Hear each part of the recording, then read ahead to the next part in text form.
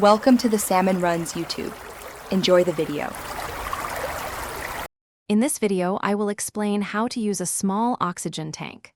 First, always prioritize safety by checking your tank and regulator for any damage.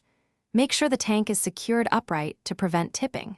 Remember to keep oxygen tanks at least 5 feet from any open flames or heat sources. Always know your prescribed flow rate from your doctor. Now, let's set up your tank.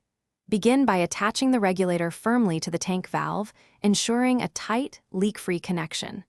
Next, connect your oxygen tubing to the regulator's outlet port. Slowly open the tank valve and check the pressure gauge to confirm sufficient oxygen. Finally, adjust the flow rate to your specific prescribed setting using the control knob. With the tank ready, place the nasal cannula or mask comfortably on your face. Breathe normally, as instructed by your healthcare provider. If you have a pulse oximeter, monitor your oxygen saturation levels to ensure effectiveness.